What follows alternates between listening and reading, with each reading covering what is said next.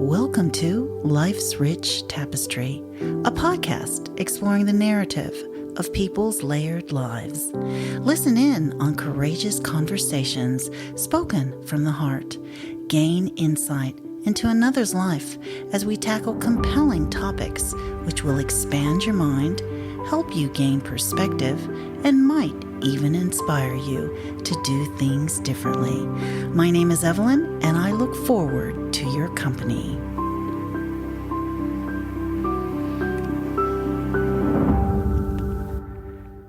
With 28 years experience as an aromatherapist, 13 years included both in the design and delivery of aromatherapy and beauty programs with one of Australia's leading natural therapies colleges at that time, my next guest, Julie Nelson, is a leading therapist, artisan, botanical perfumer, and has been a driving force at the forefront of this field throughout its transition from an alternate therapy to the highly recognized commonplace therapy it is today.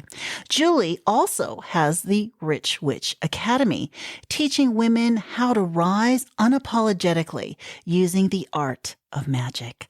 I'd like to welcome Julie to the show. Welcome to the show, Julie. I'm so happy to have you here. Hi, Evelyn. Hi, everybody. I'm excited to be here. Yeah, I'm excited for you to be here as well. Now, I just want to start at the beginning. Where did you grow up? Where did I grow up? I grew up in New Zealand, in the North Island, in Auckland. So how did you end up in Australia? Come from a large family, and one of my elder sisters had moved over here, and we used to come for holidays, and I just thought, I want to go and live there. It's so exciting, you know. What part of Australia did she live in? In Sydney, in Paddington. When did you move over to Australia then? I arrived here in 1975, and back in those days, we didn't even need a passport. We'd just jump on a plane and come over. How long did you live in Paddington? Well over a decade. Well okay. over. Okay. And did your passion for aromatherapy start there? No. I was 17 and a half when I moved here. I started working in bars, to set myself up to find a place to live because I was staying with one of my other sisters. Okay. Yeah. And when did your passion for aromatherapy, when did it actually start then? I had my beautiful daughter in 1988. And she was born with a life-threatening condition. And at 6 months young, she was diagnosed with a second life-threatening condition. And we spent a lot of time in hospital. There were times when I was told she wasn't going to survive. Oh. And when she was about 18 months, I discovered essential oils. And I was also looking for that thing in my life. And I thought that I had found it becoming a mama with this beautiful child. Then with all of her health issues and living in hospital and understanding how the systems worked and all of that, I thought this is it. As soon as I discovered essential oils, I literally within a few weeks had decided to go and get my diploma. Okay, and where did you end up studying? In Sydney. Okay. I was a single mum. I lived at that time down near her father's family in Bulli. And I went to Nature Care College, which back in those days was an amazing natural therapies college. And so I studied there. Oh, and is that where you also studied astrology as well? Or yes. Okay. So you were studying at Nature Care and doing aromatherapy, and we found that you were studying astrology as well. With the two, you thought you would just go with aromatherapy then. Is that correct? Or just concentrate on that first? I still kept doing the astrology. However, aromatherapy was my focus because I actually ended up being a student helper working at Nature Care as well. Oh, wow. To help get me through my diploma and studies. Okay. And how long were you at Nature Care? Many years. As a student for 3.5 years, I worked as the buyer in the shop for 9 years. Wow. And then I lectured there teaching aromatherapy for 13. Yeah. I love that college, but unfortunately, how long ago did it close down? Oh, it's still going, but it's nothing compared to what, To what it it was. used to be. I left in about 2010, and not long after it had already started to make the changes. Yeah. How did your business actually come about? Because I was working in the shop and I was known as the aromatherapist, I was sent students all the time to go and see Julie. She'll help you with essential oils. She'll talk to you about it. So that was kind of the beginning. And also with lecturing, we had to be contracted. So that was the very beginning of my being in business journey. So I was part employed and part self-employed. For those of the listeners out there who don't know anything about aromatherapy, can you just explain aromatherapy in a simple way or whatever? Oh, okay. This might get controversial too. Are you okay with that? Yeah, sure. Not a problem. Aromatherapy is the use of concentrated botanical plant material. So it goes through an extraction process and they become a liquid form. And so they're recommended to use topically. So unfortunately here in Australia we have some, I'm going to say multi-level marketing companies that sell essential oils that give out a lot of incorrect information. This is the controversial part. Oh, okay. But this is really important too because we have now a high poisoning rate with essential oils in Australia, and it's due to non-qualified people giving out the wrong information. So they're very safe to use when used correctly. So it is important to connect in with an aromatherapist, go and see one. I have focused on working with the mind, moods and emotions the past 15 years or so, always have had that. Mm-hmm. And that's how I really discovered how powerful they were. With my daughter, I was more, because I'm a clinical aromatherapist, I was more in the medical aspect of aromatherapy, treating specific conditions, although we're not allowed to say we treat them or diagnose, we don't diagnose. And that's why you need the study to understand. Yeah. How would that work? Would they need to, now this is going to be a really stupid question probably, but put the oils in a diffuser or put it topically on themselves, like rub it on certain trigger points, or how does that work? There's different applications, and the one not to do is to drink them.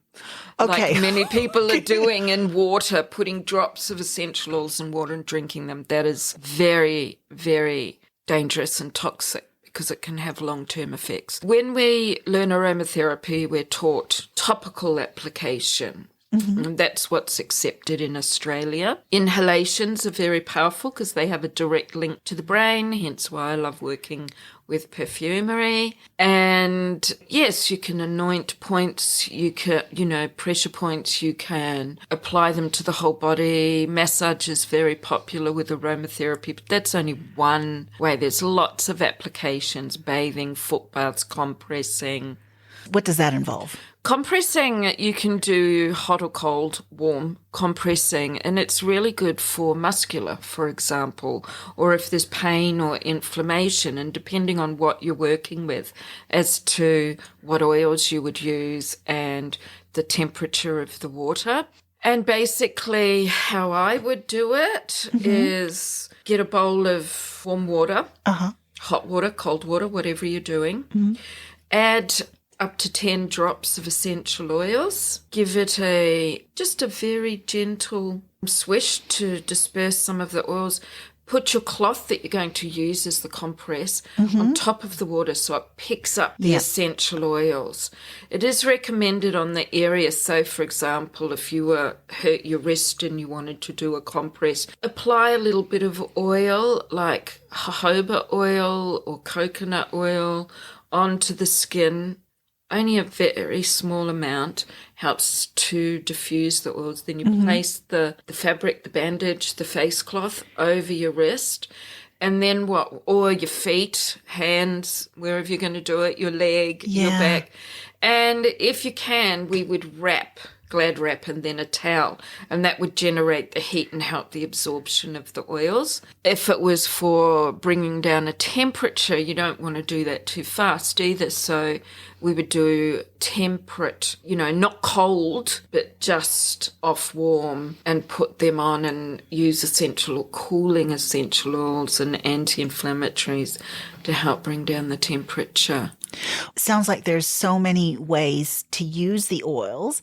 Now, I want to talk about how you incorporate astrology into scent. How does that work? Okay, well, there's different ways that I work with astrology and perfumery and scent. So first of all, everything is energy. So the plants have an astrological association. Just like we do, they can be predominant in an element of earth, air, fire, water. And so there's different ways, depending on whether I'm doing perfumery, if I'm doing one-on-one mentoring, if I'm doing the magic, there's different ways to use it. So, for example, if I'm doing a one-on-one and somebody wants a bespoke perfume, then I'll go through their chart with them. So we look at their cosmic blueprint.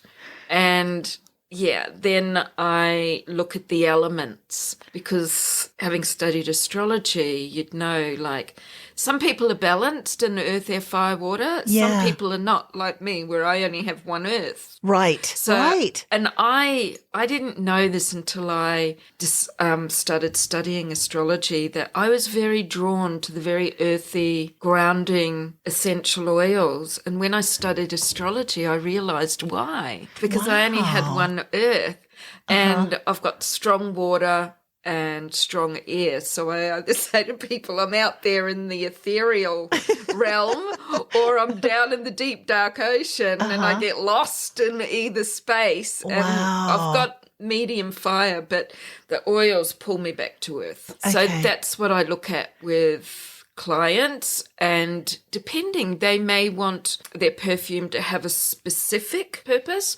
or it might be general. So if it's specific, then we'll look at that area of their chart. So if it's for money and abundance and prosperity, we'll look at 8th and 2nd house and what's in there. And if it's for tapping into their own sacred sensuality, which is what most women want to do, we look at Venus, and I love working with Lilith, so I bring Lilith into the chart. And so I guess I do a bit more sort of energetic, esoteric.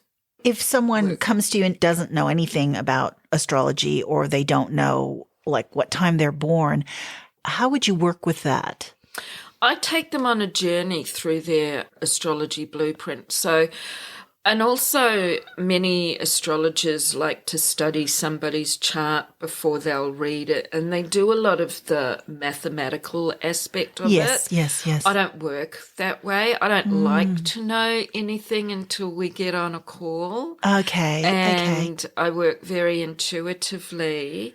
And if they don't have their time of birth, that's okay. We can still work with it. We just look at the rest of their chart. And because I may tune into a specific area and I work with the elements, it's easy for me. I just work differently with it. I was just wondering, if you don't know their birth time, you wouldn't know their rising sign, and how important the rising sign is in putting a scent together.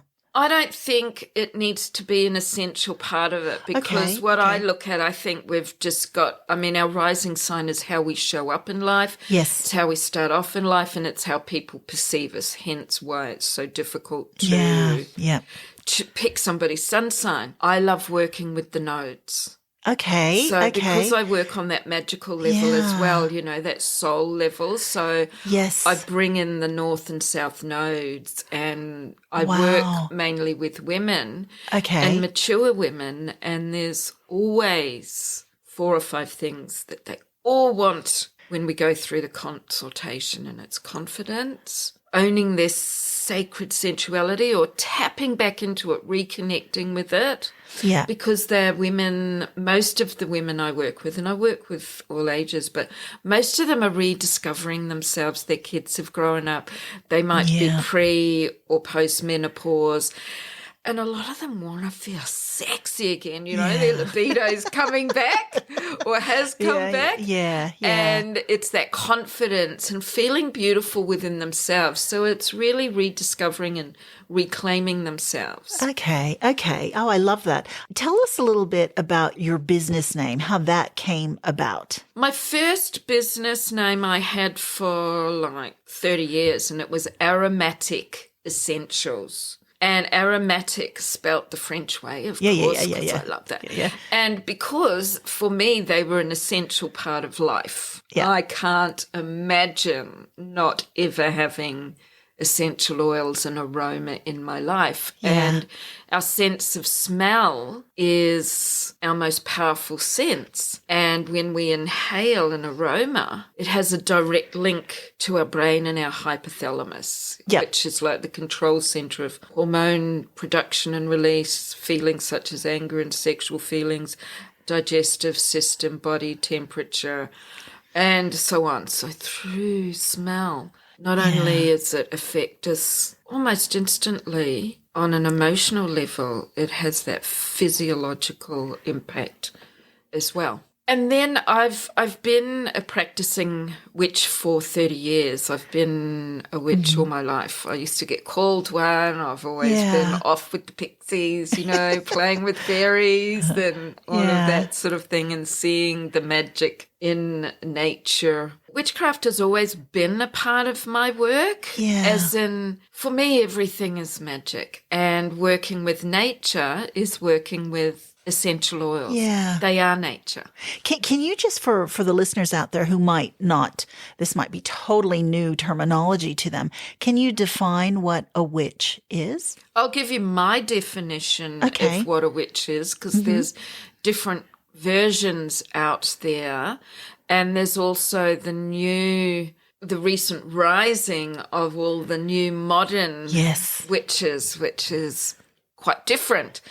So for me, I am what I call an eclectic witch. So I don't follow one system, but I do use a lot of the Celtic pagan old ways of being. I love a bit of shamanic work and the Native American Indian and Indigenous people and how they tap into Mother Nature. And I used to get asked, I hope you're not you don't wear black, and I hope you're a white witch. And my answer to that is there is no such thing, in my personal opinion, as a white witch, grey witch, black witch. But these days they have that, and they all have their own definitions, which I actually disagree with. So again, that might be a bit controversial. At the end of the day, for me, what witchcraft is to honour all that is and do no harm to any other. Oh, okay. It's that I love simple. that. Yeah. It's that simple. And I'm very much like an animal activist. I love Mother Nature and get quite ranty about the disrespect in how Mother Nature is treated. And that is, for me, witchcraft. And yes, I do spells, which are like prayers for other people. It's creating intentions, working with manifesting. I do. And it's not just about the self. It's about the world. And putting out the love and compassion and kindness to the world. Whereas there are some witches that like to hex. They're called grey witches. They call themselves grey witches. I don't hex because that is putting some kind of negative energy into someone else, and I disagree with that because I also believe that what we put out there, we'll get back. Exactly. I believe that. I believe that as well.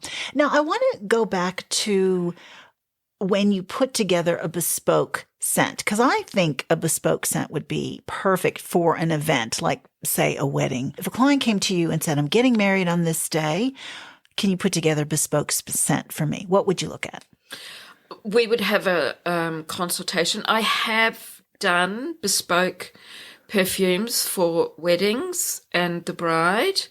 They're not my biggest clients, actually, interestingly enough. Oh. And perfume tends to be forgotten quite a bit in weddings from what I have seen out there. So for anyone that wants a bespoke perfume, it is, we sit down, we have a consultation. It's like, what do they want it for? What is the purpose? So for an example, one of the perfumes I did was for this gorgeous couple, and it was actually the groom's idea. So I had a meeting with them, took a lot of notes. What did they want to experience? Because they wanted it for during the wedding and post the wedding. It was about a perfume that would help them tap into the memories and the beautiful experience. So we had a perfume that was sprayed around during the evening at different times, where the bridesmaid would randomly go and spray the room, not on people, but just so they got that gentle aroma. And then there was the perfume for the couple.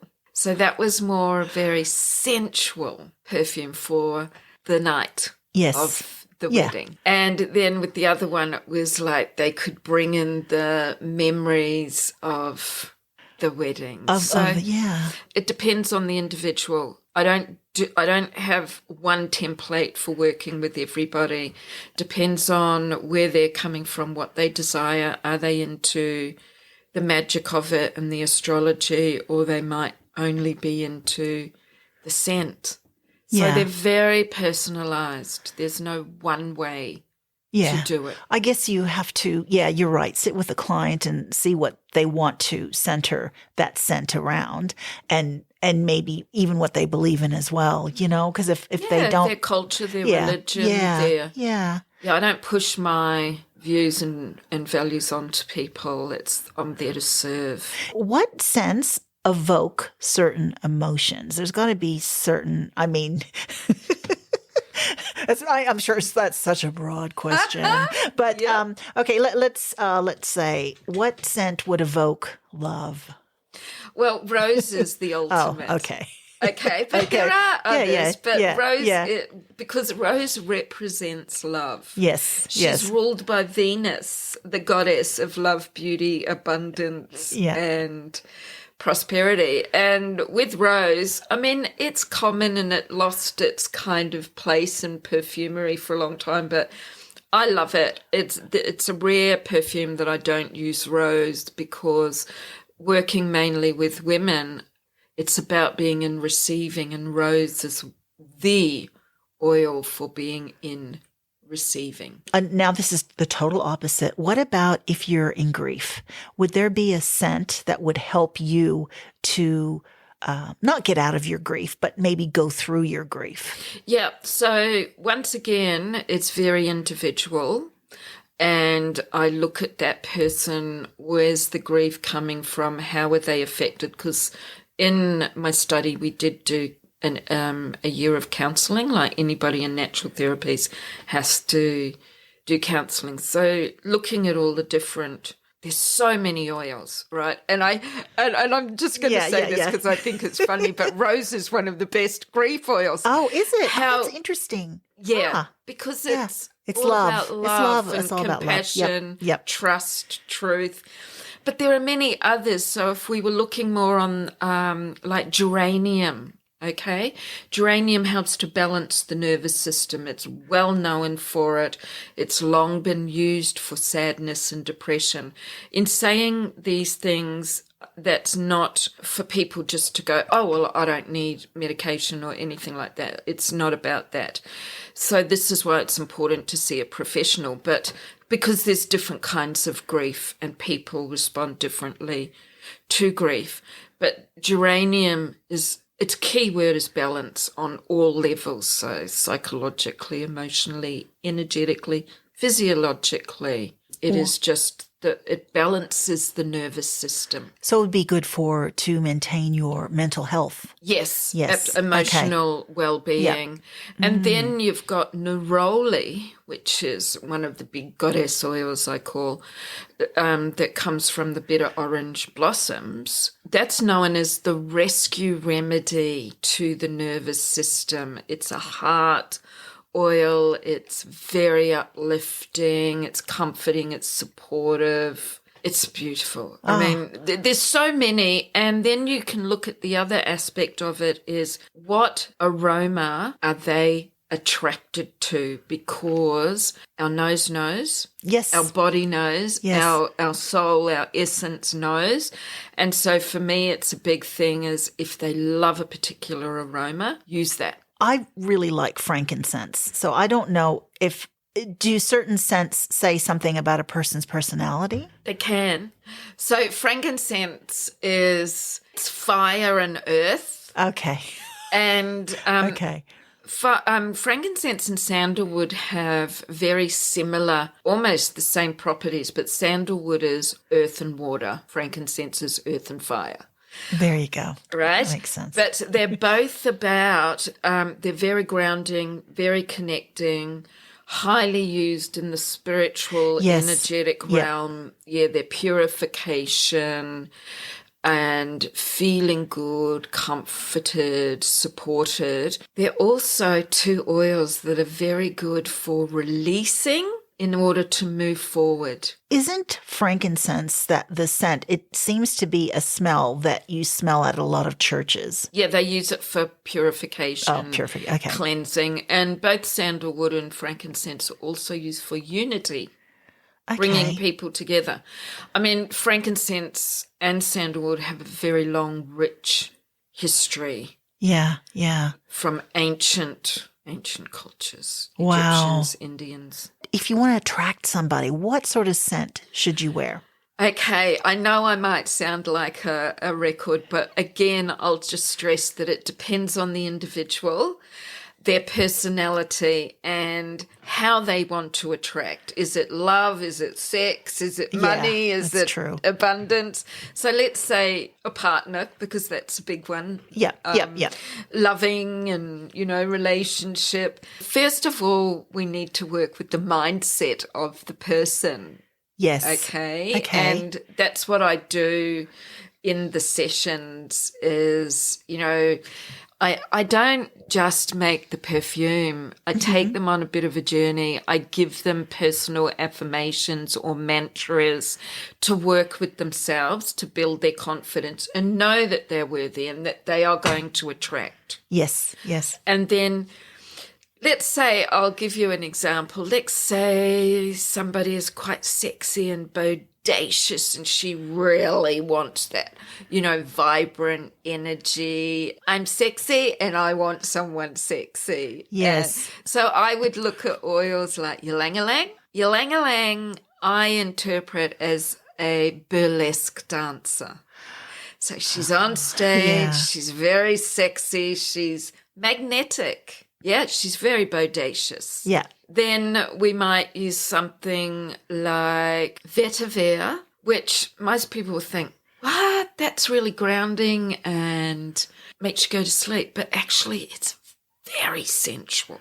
Okay. It's a super sensual, emotionally warming oil, and it helps to tame ylang-ylang a little bit. Okay. So sorry, what was that? What was that name of that? Vetiver. Vetiver. Okay. Yes. Okay. Or patchouli. Okay. Patchouli's pretty sexy. And then there's other ones that we might bring in. It depends, but there's lots. Do they want more playfulness? So we would look at citrus like bergamot or orange. If they want a bit more boldness and courage, we could use grapefruit or cardamom. If they wanted something more connecting and comforting, sandalwood. Sandalwood is very sensual. Is it? Well. Okay. They all have all of these elements. It's how you put them together, the dilutions, how you formulate.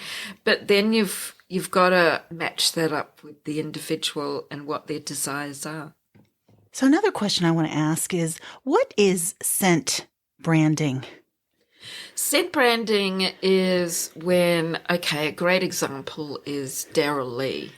And some shops where you walk in, or if you used to walk past Daryl Lee, you could always smell licorice because they had a scent in a diffuser by their door that would blow out and people would smell it and be attracted into the shop. Yeah, so Okay.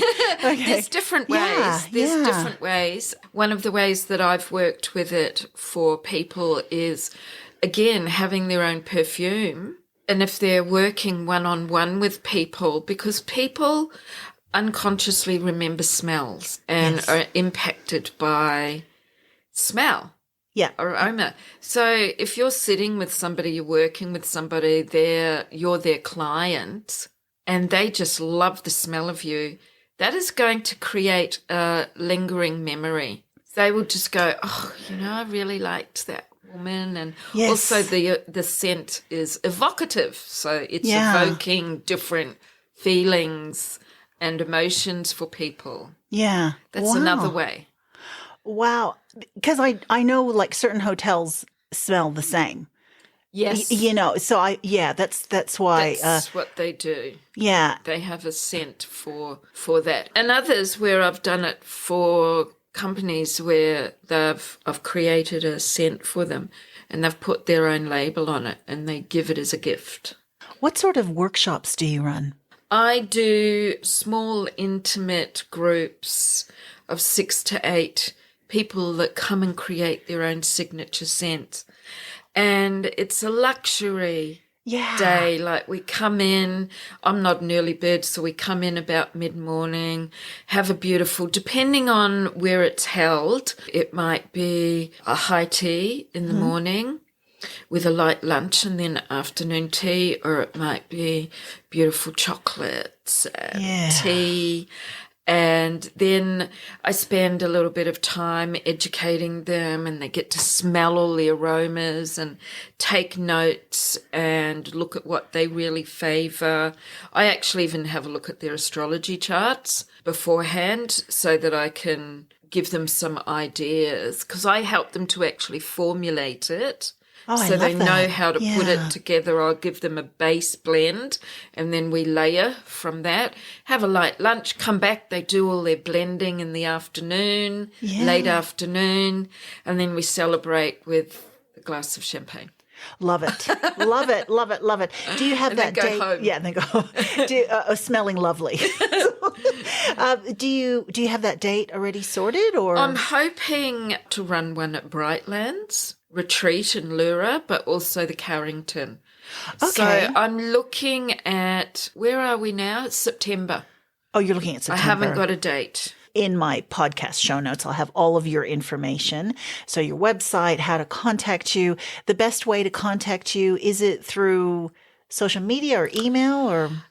Email is a good, and also through social media, because I work a lot online as well, as most of us do. I'm always playing on Facebook, and really I'm not socializing. I do a bit, but my business, I've spent 11 years building up my presence on Facebook. So I'm always available there. I love chatting and connecting with people. That's a big thing with me.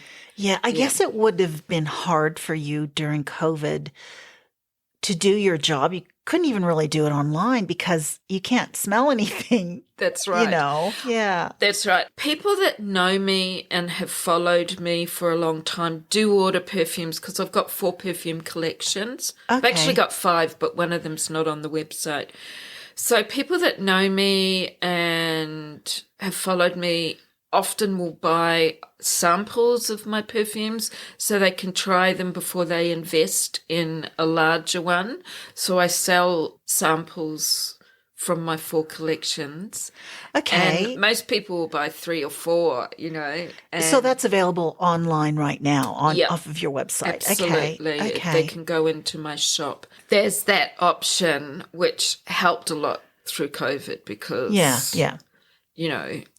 trying to do bespoke was not hard. And it was really crazy because just the year before COVID, I had set out a whole plan for the following 2 years to do face-to-face and tour around Queensland, Melbourne, New South Wales, Noosa, to do all these workshops. And I was even going overseas to Morocco to do a perfume tour in India as well. But everything got just slammed, cancelled.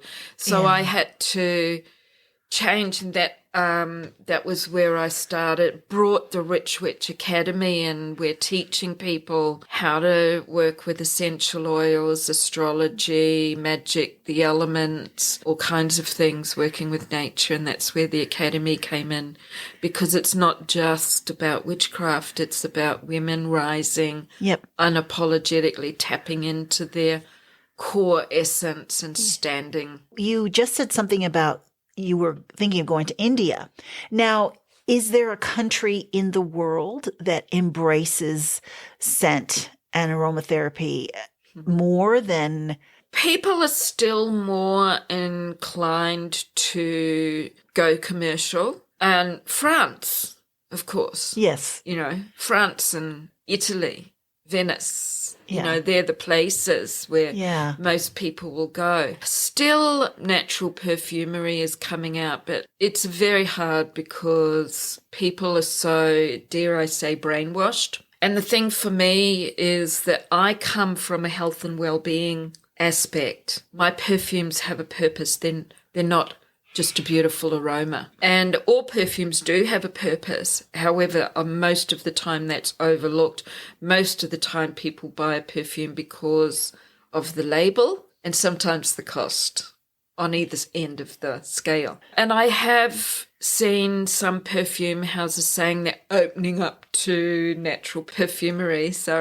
None of their perfumes are fully natural. They're jumping on the bandwagon and they're putting in a little bit more natural, which they used to be way back in the beginning, and then slowly moved into synthetics.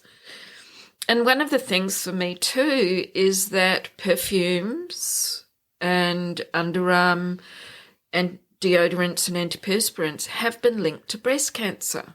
And not everybody can wear naturals as well. They may have allergic reactions to naturals, but they're a much safer option. So for me, it's all about education as well. And you'll find most boutique perfumers like myself don't have hundreds of thousands of dollars, if not $1 million, to put into marketing. Yes. Because it is all about the marketing. It is. It is. Yeah. So for me, it's getting loud, getting ranty, and educating. And educating people.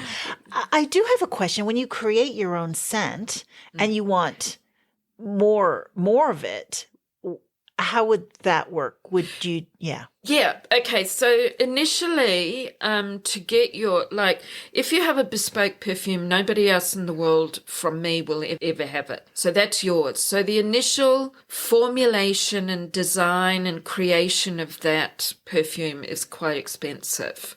And you walk away with a couple of different types, eau de parfum, an extract, etc. And it can take 6 months, sometimes longer, sometimes less, depending on the person, to create that perfect perfume and different samples. And then after that, they can be ordered at anything from $200, $300 up. And they would order that through you? Through me. Okay. Because I would create.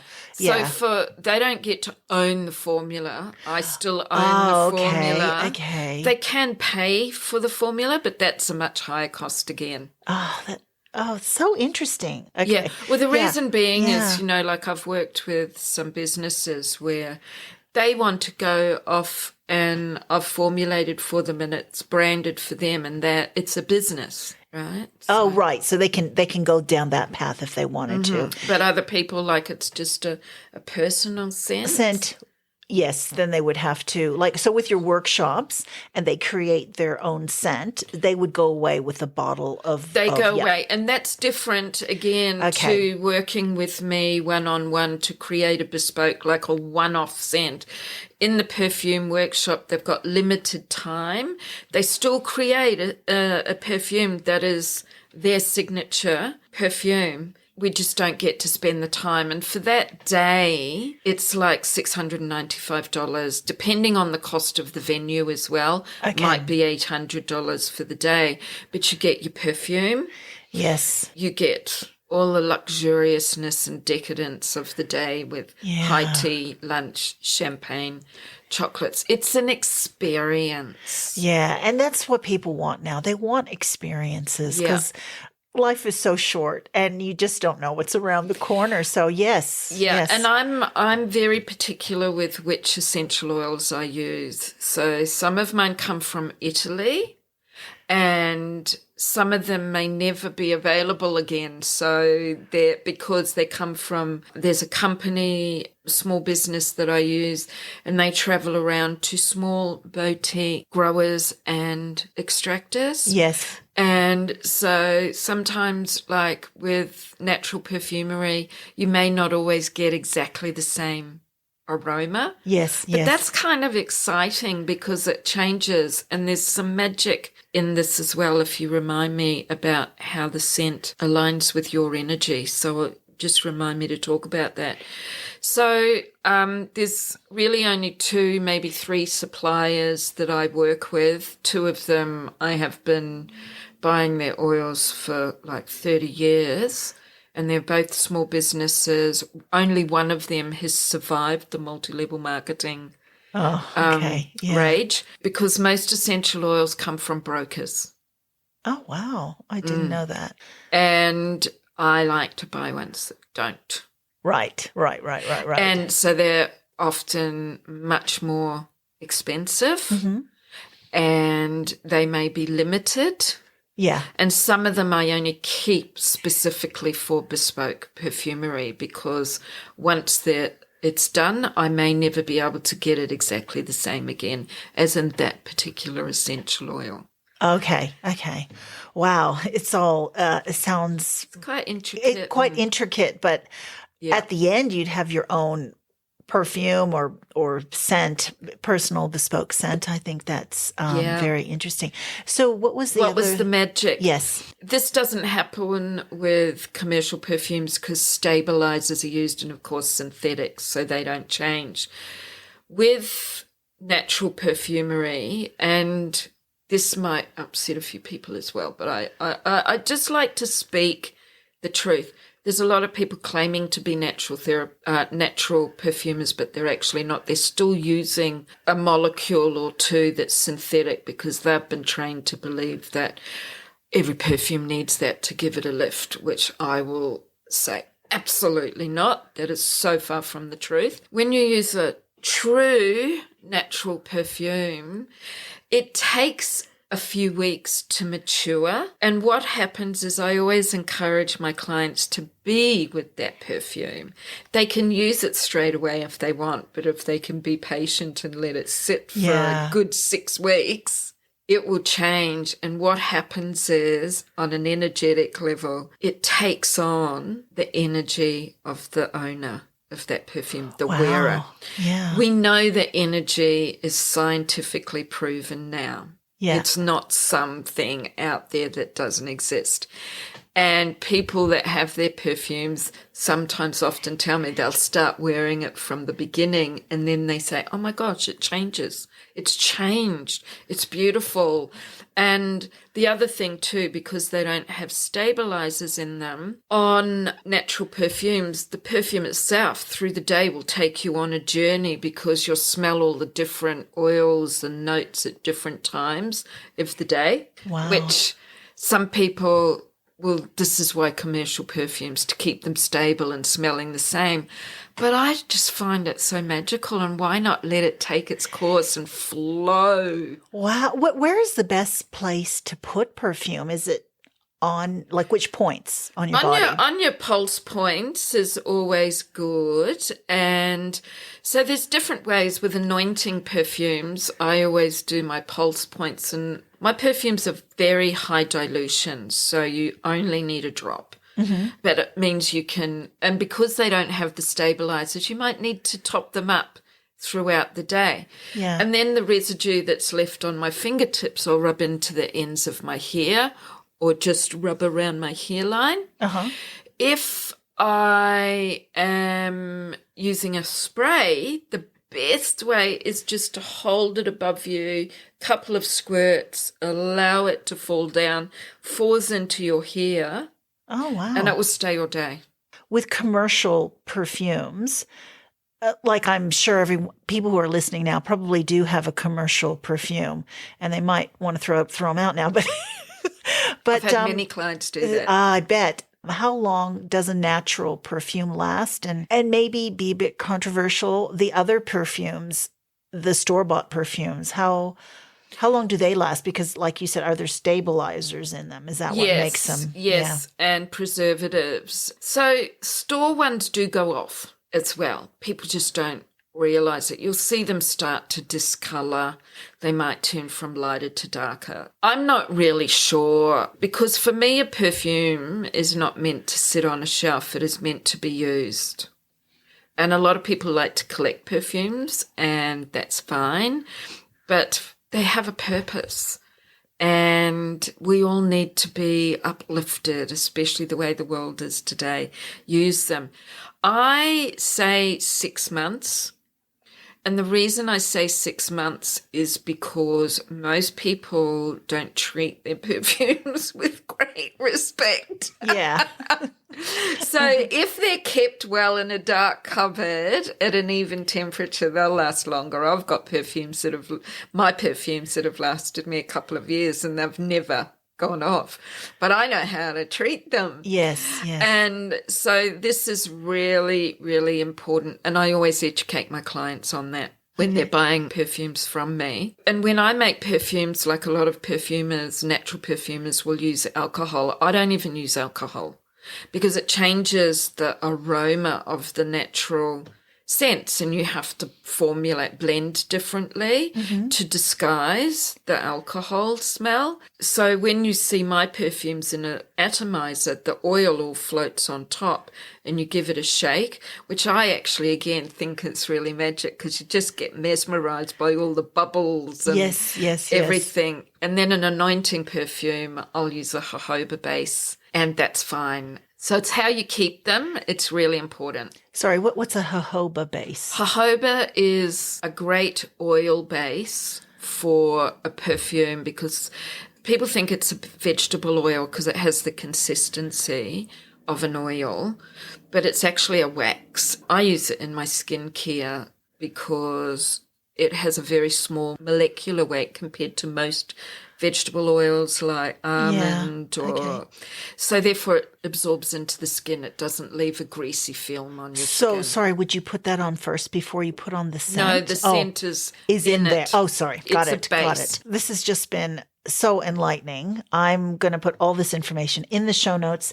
What do you love most about what you do? I am always so rewarded when I hand over a perfume to someone, or I receive an email or a message, and there's that big wow factor. Oh, love it. It's so rewarding because I can sense their energy and know how excited they are. Yeah. And the other thing is that they're so powerful, and people heal. The healing. And I'm a very creative person, so I love being creative, and perfumery is creating and designing and tapping into the life force of people and the plants. It's been an absolute pleasure, Julie. I'd like to have you in again sometime in the future, and then we can talk about your future projects as well. Thank you so much for being on the show today. Thank you, Evelyn. Thank you so much for your company. Please tune in next week to Life's Rich Tapestry, where you will hear another courageous conversation spoken from the heart.